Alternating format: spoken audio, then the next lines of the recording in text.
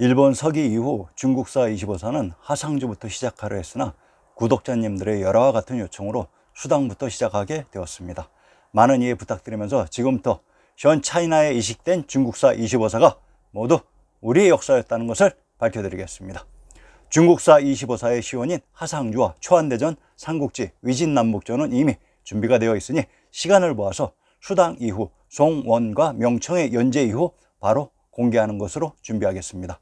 자, 지금까지 전혀 상상하지 못했던 우리의 진짜 역사를 공개하겠습니다. 수나라, 수나라의 의미.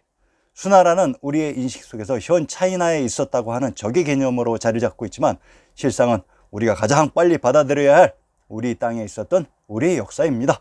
물론 우리의 땅이란 역사 속의 우리의 땅입니다. 수나라란 수지역을 기반으로 부더인 개경, 서울, 한양, 장안, 낙양을 장악해서 북주로부터 황해를 선양받아 양견이 건국한 나라가 수나라가 되는 것은 조대명의 기본 원칙입니다. 수나라의 국명은 수인데 양충과 양견이 받았던 봉지가 물수변이 추가된 수국인 것은 원래의 수를 수로 변조했던 것입니다. 이렇듯 위키백과의 내용도 일정치가 않습니다. 수나라의 기반이 되었던 수지역이 우리의 지명 어느 곳이었는지 먼저 살펴봅시다. 경기도 수원과 강원도 간성은 수성의 군명이 중복되는 동일한 지역으로 수원은 물의 근원으로 양충, 양견의 봉지였던 수국이 우리 역사 속의 수원이었습니다. 경기도 수원과 강원도 간성의 군명이 동일하게 수성이라는 것은 우리의 지리지 백세인 신증 동국 여지 승남의 지리적인 위치에 큰 문제가 있다는 것을 노출하는 것이니 참조 바랍니다. 한자 지명의 특징은 지리적인 위치를 달리하여 절대로 중복될 수 없기 때문입니다. 수원 도부의 속현으로 용성현이 있었는데 이곳을 차성이라고 하며 경상도 기장의 군명도 차성이라고 합니다. 자, 그러면 수나라가 있었다고 하는 수원의 속현으로 있었던 용성의 정체를 밝혀봅시다. 전라도 남원의 군명이 용성으로 남원의 군명 대방이란 한사군 중에 하나인 대방군이 있었던 곳으로 전라도 남원에 대방군이 있었다는 얘기 들어는 보셨는지요? 수원의 속현 용성이 있었다고 하는 전라도 남원의 지명을 분석해 봅시다. 전라도의 남원을 교룡군이라고 하며 남원 홍해문 아래가 고죽동이라고 합니다. 남원에서 가까운 곳에 고죽국이 있었다고 합니다. 그러면 고죽국의 지명부터 밝혀봅시다. 황해도 해주의 군명이 고죽으로 이곳 해주를 기반으로 황제가 되신 분이 조선의 세조 수양대군입니다. 전라도 남원의 홍해문 아래 고죽동이 황해도 해주라고 합니다. 처음 신중동국 여지승남을 공부할 때 이러한 지리적인 위치의 부재리 때문에 엄청난 고생을 했습니다. 물론 신중동국 여지승남의 지리적인 내용이 정확하고 현재의 지리적인 위치가 문제가 많다는 것입니다.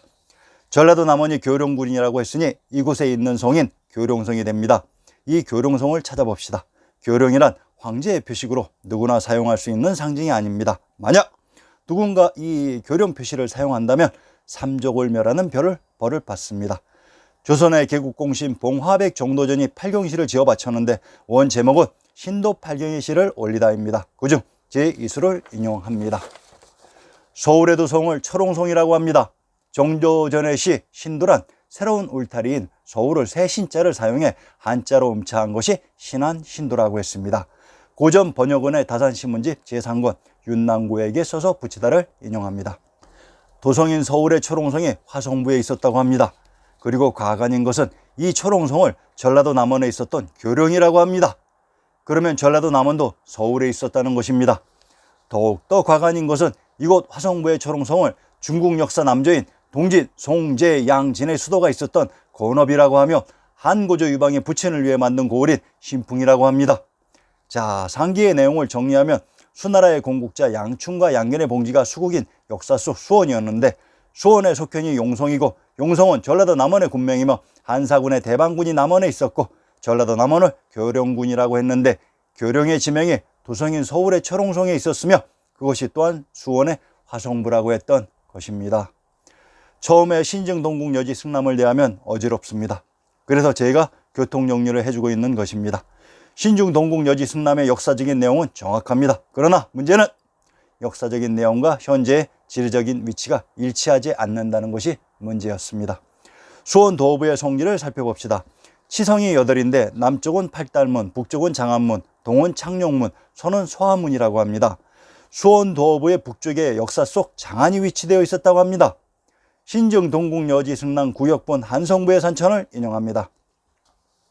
장근의 시에 양화도 한 물급이 겨우 지나서 용두봉 저 위로 다시 올라가네. 높은 데 올라 장안길 바라보니 가는 저 구름 빌려 이내 몸 씻고 돌아갈 거나 하였다. 양화도는 서울 마포 서남쪽 잠도봉 아래에 있었던 조선시대의 나루로 삼진의 하나로 양화 진영이 있었으며 양천에서 강화로 이어지는 중요한 나루터였다고 나옵니다. 용두봉은 또한 현 부산 중구에 있는 용두산이 용두봉으로 용두봉은 서울의 용산과 동일한 산입니다. 양화도 용두봉을 지나 높은 데 올라보니 장안길이 보였다고 합니다. 명나라 장영의 시에 높은 다락 아득하게 푸른 공중에 솟았는데 저쪽으로 장안을 바라보니 내 마음 이미 통하였다고 했습니다. 이렇듯 장안은 우리 역사의 무대였던 것입니다. 수나라의 건국자 양춘과 양견의 고향은 화엄이라고 했습니다. 화엄은 또한 화양이기도 합니다. 여러분들에게 신증동국여지 승남을 판독하는 방법을 알려주고 있는 것입니다. 그러면 화엄이 왜 화양인고 하니 경상도 산음의 군명을 인용해보자 산양이라고 합니다. 양과 음은 동일한 지명을 다르게 표현하는 방식이었던 것입니다.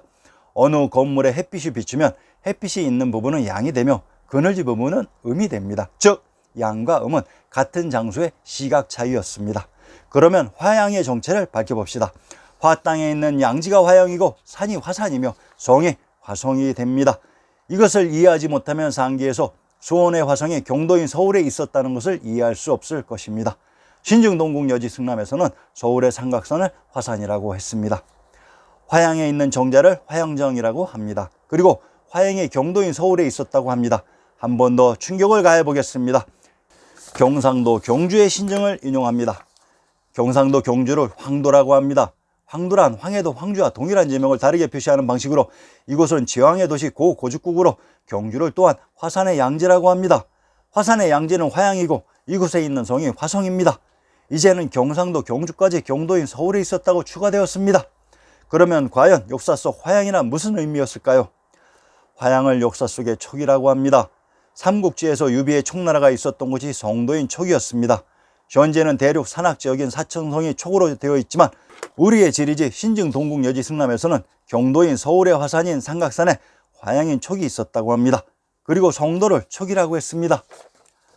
강원도 원주의 뜻은 모든 것의 근원으로 원주의 군명 성안과 촉인 성도는 동일한 지명의 다른 표기 방식으로 이곳에 있는 하천이 평안도 성천이 됩니다. 촉의 지명 성안이 군명인 강원도 원주의 고적을 인용합니다. 천왕사 주의 동쪽 이리쯤에 있다고 했습니다. 천왕님이 대를 이어 계셨던 천왕사가 아주 가까이 있었다고 합니다. 촉인 성도라는 지명에서 탄생한 성이 성씨입니다.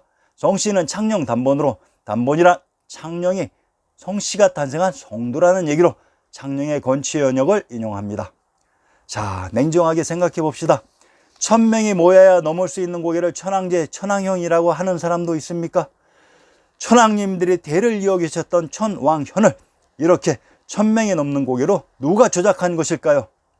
촉인 성도의 지명인 강원도 원주에도 천왕사가 있었다고 했으며 성씨가 탄생한 촉인 창녕에도 천왕님이 계셨던 천왕현이 있었다고 합니다. 참으로 놀랍지요. 신증동국여지 승남 경도인 서울의 형성을 인용합니다. 역사를 공부하기 전에는 서유교의 무대 화산이 경도인 서울에 있었는지도 몰랐습니다. 화산은 삼각산이라고 합니다. 삼각산이란 삼각형 형태의 산이 하나가 삼각산인데 현재에는 인수봉, 백운대, 만경대의 세 봉우리를 삼각산이라고 합니다. 이러한 문제점을 잡아내지 못하는 현재의 코란들의 지식에도 큰 문제가 있습니다. 경도인 서울의 형성의 용이 서린 곳이 용산으로 이곳에 있었던 성이 전라도 남원의 군명 용성으로 용성은 수원 화성의 속현이라고 했습니다. 현재 서울은 용산의 지명은 있는데 용산이라는 산은 없습니다. 이곳 용산의 용성이 바로 용왕님 즉 선왕 법왕이신 천왕님 부처님이 계셨던 천왕사로 이 지역이 바로 역사 속의 화양인 촉이었습니다. 멀리 왼쪽으로는 대관령을 당기고 오른쪽으로는 발해가 있다고 했습니다. 현재의 대관령은 오른쪽에 너무 멀리 떨어져 있고 경도인 서울에 대진국 발해가 있었다고 합니다. 참으로 놀랄만한 일이죠. 우리는 한양을 경도인 서울로 혼용해서 사용하는데 그러면 한성부의 형성을 인용해 봅시다. 경도인 서울과 한성부의 형성을 자세히 살펴보세요. 경도인 서울은 동과설을 용이 서리고 범이 쭈그리고 앉은 형태라고 했고 한성부는 범이 걸터 앉고 용이 서렸으니라고 했습니다. 신증동국 여지승남을 제작한 사람들은 동일한 주체의 사람들로 형성을 표현할 때 동일한 방향으로 기록하는 것은 기본일 것입니다. 경도인 서울의 형성은 용이 서리고 범이 쭈그리고 앉은 형세, 한성부의 형성은 범이 걸터앉고 용이 서렸으니 경도인 서울과 한성부의 형성에 용과 범의 위치가 바뀌어 있습니다. 이는 경도인 서울과 한양의 화산인 삼각산을 가운데 두고 서로 반대편에 위치했기 때문에 이렇게 용과 범의 위치가 바뀌었던 것으로 화산의 남쪽에 한양인 장안이 있었고 그 화산 너머에 촉인 서울이 위치되어 있었던 것입니다. 역사 공부에서의 한 번의 실수는 아주 큰 대가를 치르기 때문에 항상 긴장하는 마음가짐으로 집중을 하니까 이러한 중요한 요점들을 발견하게 되는 것입니다. 한성부의 형성에 나오는 금성천부는 김해 금주에 있는 성이 금성으로 역사 속 김해도 경도인 서울에 있었다고 합니다. 한성부에서는 금성천부의 금성이 한양에 있었다고 해놓고 지금 금성은 강원도에 입해 놓았습니다. 수나라 건국자 양춘과 양견의 고향 화음 화양 얘기하다가 샛길로 빠져버렸습니다. 그만큼 우리 역사서에서 화양인 촉의 지명이 중요한 것입니다. 촉을 현재 중국어로 수라고 발음합니다. 수나라 할 때의 그 수 발음입니다. 역사 속에 수나라는 촉에 있어야 하는 나라인데 현재의 역사는 사천성에 수나라가 있었다고 하지는 않습니다. 그런데 우리의 지리지 신증동국 여지승남에서는 이 수나라가 우리의 지명 화양이 촉에 있었다고 정확히 나옵니다. 수나라 양씨의 상계, 수나라 양씨가 개출된 시기와 장소를 통해서도 이들의 기반 지역을 살펴봅시다. 양씨는 주나라 송왕의 동생 당수구의 후손인 백교에서부터 시작되었으며 백교가 받은 양 땅의 위치에 대해 밝혀보자. 수나라의 건국자 양견이 또한 이들의 후손으로 동성입니다. 양씨가 개출된 곳은 양주, 양평입니다. 충청도 충주와 경기도 양주는 창화의 군명이 중복되는 동일한 지명이로 충청도 충주의 군명 국원은 이곳 충주가 국가의 근원이며 군명 중원은 이곳이 천하의 중심인 중국 중화라는 얘기입니다. 바로 천하사의 모든 업무를 봉행했던 금성천부가 있었던 곳의 지명입니다. 경기도 양주의 고적을 인용합니다. 고적이란 거리관계를 떠나 그 지역의 유물로 사천이 양주에 있었다고 합니다. 사천의 지명을 밝혀봅시다. 사주, 사구에 있는 하천이 사천사하입니다. 사주는 진시황제가 서거한 장사라고 했습니다. 동방견문록의 야치가 택리지의 압록으로 사차 사주라고도 합니다. 야치를 또한 곤명이라고 합니다. 이 지명을 살펴봅시다. 경상도 곤양의 군명이 곤명으로 군명철성이란 신시개천의 무대 천부가 있었던 화성부 봉상의 철옹성이었습니다. 양씨가 기출된 곳이 신시개천의 무대 천하의 중심 천부가 있었던 곳이었습니다. 예맥족과 파초, 한국인들을 예맥족이라고 합니다. 무슨 의미인지 아시겠습니까? 한국에는 무수히 많은 대학교와 사학과 교수들이 있습니다. 박사란 보살에서 나온 언어로 발근히 해박한 지식을 가지고 있는 혼학의 또는 환학의 지식과 통하는 사람을 박사라고 합니다. 그 수많은 대학교 사학과의 박사라는 사람들 도대체 무엇에 발달하는 것인지요? 예맥족이란 예와 맥 지역의 사람들로 이들의 비밀을 풀어드리겠습니다. 우리가 꼭 알아야 할 역사의 기본 상식입니다. 예. 통상 한국인을 예맥족이라고 하는데 강원도 강릉의 군명이 예국으로 예가 바로 강릉이었다고 합니다. 한나라의 군현인 임등군이 또한 강릉이었다고 합니다. 강원도 강릉의 군명이 경흥으로 함경도 경흥과는 동일한 지명으로 함경도 경흥의 군명이 공성이라고 합니다. 공씨가 탄생한 역사 속 노나라의 곡부입니다. 곡부 공씨는 중국에서 온 성씨가 맞습니다. 그런데 그 중국이 현재의 차이나가 아닌 역사 속 우리의 지명 금성천부가 있었던 충주의 중원이 중국이었습니다. 제발 정신 차리세요. 강원도 강릉의 군명 철국은 철원과 동일한 지명으로 서울의 화성부에 있었던 철옹성이 있었던 곳의 지명입니다. 이곳이 역사 속 어디였는고 하니 천하의 중심 사해의 모든 업무를 봉행하였던 금성천부가 있었던 곳이었습니다. 이곳이 역사 속의 예 지역이었으며 파촉의 파 지역이었습니다. 예와 파는 동일한 지역입니다. 강원도 강릉이 경도인 서울에 있었다는 것을 밝히는 것은 가장 기초적인 지식의 수준입니다. 맥, 예맥 쪽의 맥이 춘천이라고 합니다. 한반도의 코리안들이 예맥 쪽인데 예맥이 강원도 강릉과 춘천이라고 하니 기가 막히지요. 강원도 춘천의 군명 광해란 광해군이 황제가 되기 이전 가지고 있었던 봉지이며 춘천의 군명 안양이란 이곳이 안주와 동일한 지명입니다. 평안도 안주와 충청도 천안은 영주의 군명이 중복되는 동일한 지명으로 이것이 환주인 박주, 파악되었던 곳으로 역사 속 안주에 있는 성이 안시성이었습니다. 평안도 안주의 불호를 인용합니다. 천왕사 성 안에 있다고 했습니다. 평안도 안주의 성 안에 천왕님이 계셨던 천왕사가 있었던 것입니다. 천왕님이 계셨던 곳을 맥이라고 했습니다. 강원도 춘천이 경도인 서울에 있었다는 것을 밝히는 것도 또한 아주 기초적인 작업입니다. 신시계천의 무대를 촉 도는 맥 지역이라고 했으며 이 중 천하의 중심 금성 천부가 있었던 곳을 예 또는 파 지역이라고 했습니다. 이제 예맥 쪽과 파촉의 지명을 이해하실 것입니다. 다음 회에서는 수나라 건국자 황제 양견 선조의 상계와 기반지 무천진에 대해 밝혀드리겠습니다. 가지고 계셨던 지식들이 무너져 내리기 시작할 것입니다. 많은 관심과 구독 부탁드립니다. 감사합니다.